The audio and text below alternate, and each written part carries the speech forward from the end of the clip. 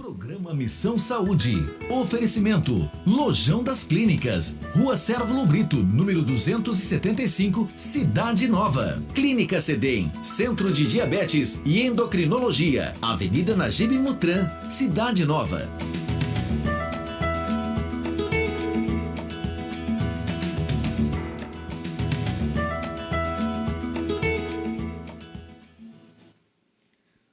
Olá, meu amigo telespectador, estamos aqui com mais um programa Missão Saúde na TV. E hoje nós estamos com um tema assim, de grande relevância, tanto para a sociedade, para as pessoas em geral, para conhecer um pouquinho mais, para a gente ficar mais habilitado a tratar desse determinado assunto, que eu vou já falar para vocês. Mas antes eu queria agradecer lá a Sami da Samurai Modas. Olha aí, o modelito de hoje está top, Sami, muitíssimo obrigado. Lá, a Luciene do Salão Lugar. Hoje eu estava lá, encontrei até com a nossa convidada hoje aqui. Se tivesse combinado, não tinha dado certo, né, Marta? Então, hoje nós vamos estar aí com a doutora Marta Marinatti, ela é psicóloga, tá? E nós vamos estar tratando do tema Setembro Amarelo, a importância de falar sobre prevenção ao suicídio. Então, durante todos esses blocos aí, nós vamos estar tratando a respeito disso, né, doutor Wilde? Isso aí, pessoal. Sejam bem-vindos a mais um programa Missão Saúde na TV. Como a Dharmina falou, hoje com uma convidada especial, toda de amarelo, para falar de um tema muito importante. Olá, né? Mais uma vez eu agradeço o convite. É um prazer estar com vocês aqui para falar desse tema de grande relevância social, que é o suicídio. Essa campanha ela é importantíssima porque ela alude, né, à prevenção ao suicídio. Setembro Amarelo. Então, vamos falar sobre isso. É preciso, é necessário quebrar o tabu. Ainda muitas pessoas, né, temem falar sobre isso, mas é necessário falar sobre isso, é falar sobre saúde mental, que envolve, né, o bem-estar da gente como um todo. Você pode gozar de saúde física, mas, se não estiver bem psicicamente, a sua saúde, né, não vai estar legal como um todo. Então, vamos estar falando aqui sobre a importância, como surgiu, né, como as pessoas podem ajudar quanto à prevenção ao suicídio. Espero colaborar. Ótimo, com certeza. Fala um pouquinho para a gente, doutora, quanto tempo a senhora está em Marabá, onde a senhora se formou, de onde a senhora vem, porque, às vezes, as pessoas ficam curiosas, né, querendo saber de onde a doutora Marta vem, já é daqui de Marabá, não. Fala um pouquinho para a gente da sua história, onde a senhora se formou. Sim, eu sou do Rio de Janeiro, minha família é toda de lá, e meu marido foi oficial militar há muito tempo, então já tinha um caso de amor com Belém, com a região, a gente estava sempre por aqui. E agora, né, trabalhando definitivamente aqui no sudeste do Pará, aqui nós estamos. Eu me formei no ano de 2000 na Universidade Gama Filho, me especializei em análise institucional e psicopedagogia, e agora sou neuropsicóloga e estou atuando, no momento, no Parapaz, aqui em Marabá. Ótimo, muito bom. Falar, doutor Wilde? E aí nós vamos começar, né, com as perguntas que já foram realizadas por alguns telespectadores. E a primeira é a seguinte, para a gente começar a entender aí, como começou a campanha Setembro Amarelo? Fala um pouquinho para a gente, doutora, como que deu início a essa campanha, essa alusão, né, do Setembro Amarelo? O Setembro Amarelo ele começou na década de 94, no Colorado, com uma história muito triste. E nós vamos entender um pouquinho mais essa história desse jovem de apenas 17 anos que atentou contra a sua própria vida. Esse rapaz ele era filho único, e esse rapaz ele se relacionava muito bem com as pessoas, chamava-se Mike M., lá no Colorado, nos Estados Unidos, em 1994. Ele tinha muitos amigos e tinha um hobby, que era reformar o seu carro, que era um Mustang amarelo.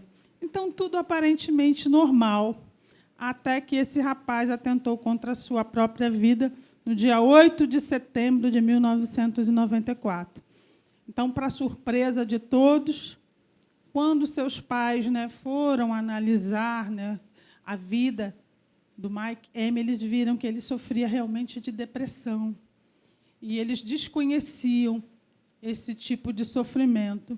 E aí, no velório do Mike, ainda começou-se uma campanha para sensibilizar as pessoas a pedirem ajuda. E aí, uma fundação chamada Laço Amarelo abraçou a campanha, e aí começou, então, o Setembro Amarelo. Do CVV, trouxe essa campanha em 2015 para o Brasil, e aqui está sendo difundida nas instituições, empresas, escolas, a importância de cuidar da saúde mental para evitar o suicídio. Doutora, a senhora falou em empresa. Como é que uma empresa pode contribuir, então, para o Setembro Amarelo? O que o patrão, assim, o diretor da empresa, a empresa, como é que uma empresa deve agir para contribuir para esse momento? Muito boa pergunta. O Setembro Amarelo é chamar as pessoas, né, para a prevenção e o cuidado. E as pessoas que estão gerenciando, administrando empresas, né, pastores, igrejas, pessoas que estão à frente de uma instituição, têm que estar atentando primeiro para a sua saúde mental. Então, tomar alguns cuidados com a sua saúde mental, porque são funções que sobrecarregam muito. E aí ele primeiro cuidar de si para cuidar do outro. E aí ele pode se mobilizar nesse período, né? Às vezes as pessoas colocam luminárias amarelas, fazem rodas de conversa nas empresas, musicoterapia, palestras sobre saúde mental. Então, há diversas formas de se trabalhar numa empresa. O importante é, às vezes, botar um detalhe amarelo, já vai chamar a atenção da sociedade para a questão do Setembro Amarelo.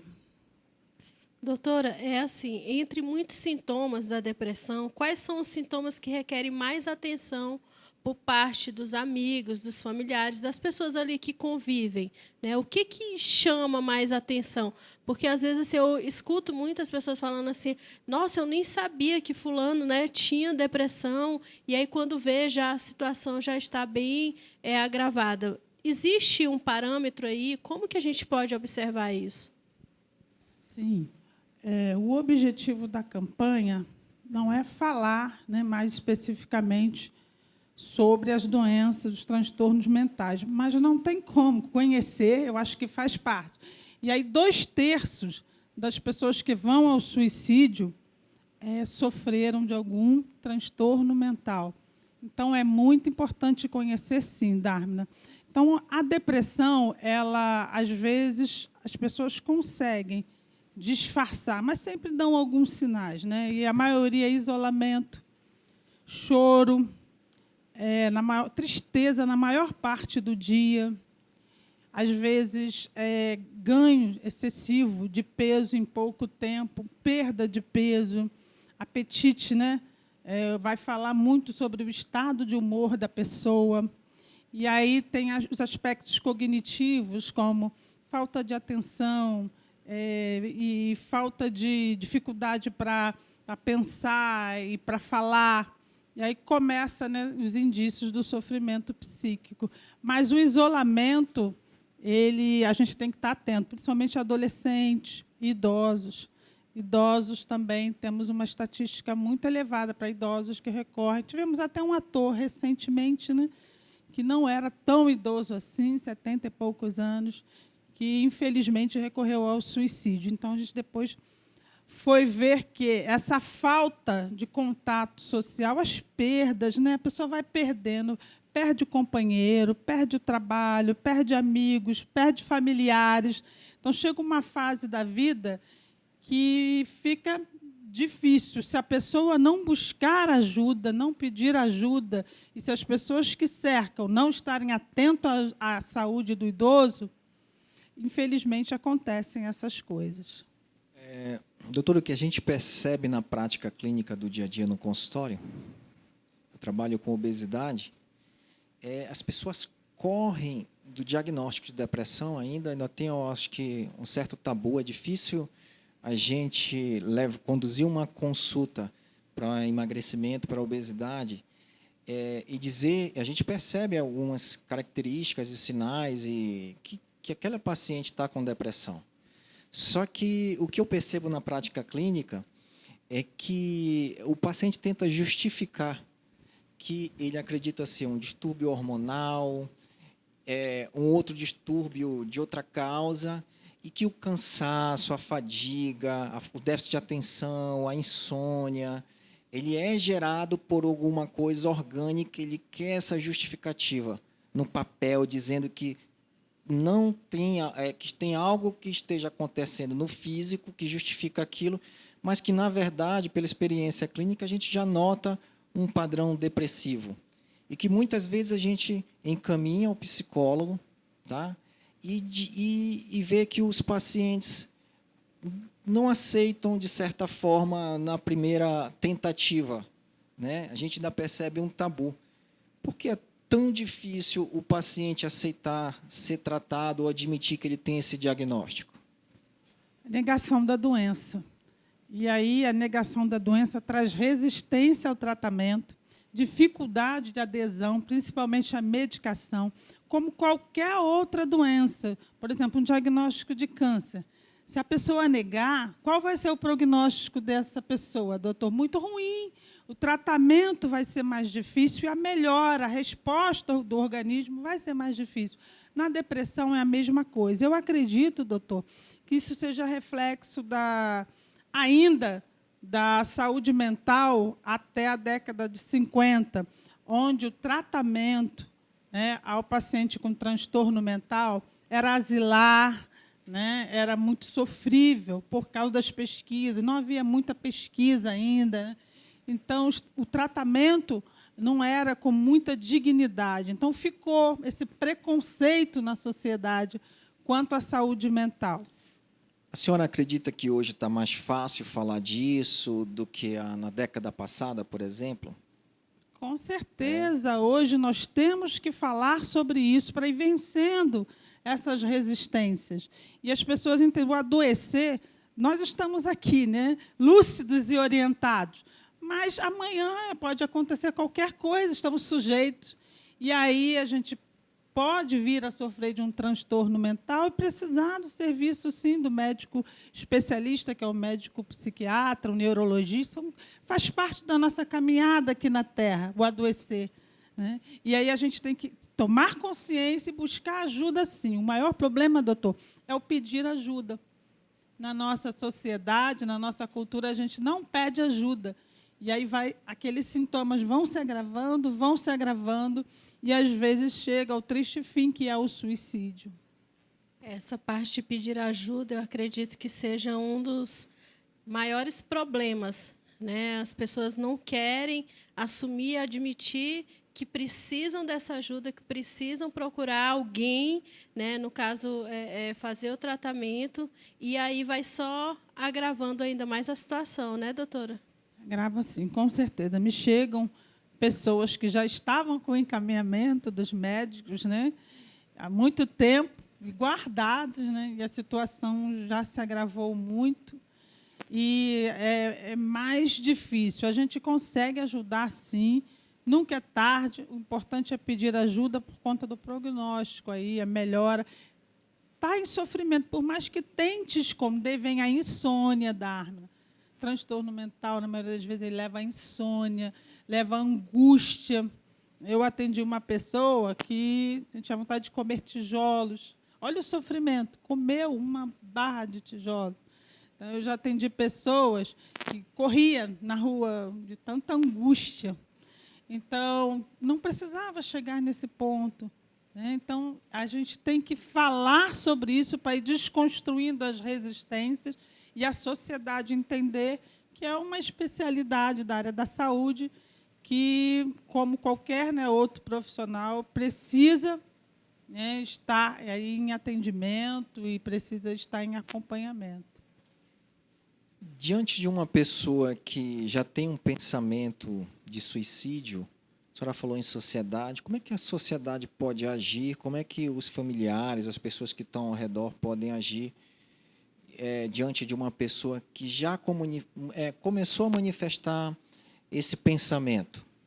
Sim, buscar especialistas, Wilde. O profissional de saúde mental ele tem um médico psiquiatra e tem o psicólogo, que pode ajudar a desconstruir, principalmente essas resistências, né? Ajudar o paciente a ter a saúde como um aliado. Então, é importante, sim, estar atento aos sintomas. Adolescentes que dormem, adolescente dorme bem, né? Geralmente. Então, de repente, apresentem, se alimentam bem. Então, começa a ter falta de apetite, insônia, não querer mais fazer atividades prazerosas, né? Que você Free Fire, outras coisas mais, né, bem do mundo dos adolescentes, atividades físicas. Então, está atento. É preciso estar atento, não só à minha saúde, mas à saúde das pessoas que me cercam também, minha família, meus amigos. Frases também denunciam muito o estado, né, psíquico da pessoa. Eu não sirvo para nada, eu não sei fazer nada. Um dia eu vou acabar com isso. Um dia eu vou sumir. Então, estarmos atentos a esse tipo de frase, né? E pedir ajuda, vou te levar a um profissional. E isso nem sempre é espiritual, e as pessoas confundem muito. O que atrapalha, às vezes, o tratamento é o achar que tudo é espiritual. O espiritual tem uma importância imensa na minha vida, eu creio na vida de cada um aqui. Mas nem tudo é espiritual, né? Então, Deus nos deu a ciência, Deus nos deu os médicos, e a gente tem que... né? ter, né, a saúde como um aliado, e aí abraçar aí os profissionais e juntos a gente passar pelas dificuldades da vida, né? Verdade. Pelos momentos difíceis. Ter um apoio do profissional especialista é muito importante, sim. Gente, passa muito rápido isso aqui. Vocês acreditam que já acabou o primeiro bloco. E eu já quero deixar aí a pergunta para a doutora Marta, responder no próximo bloco, que é a seguinte: como identificar uma pessoa sob risco de suicídio? Existe um perfil, algo assim que já de cara nos diga que essa pessoa tem esse perfil suicida? Como que funciona isso? E ela vai estar respondendo isso no próximo bloco. Fique ligado, não saia daí. Missão Saúde na TV.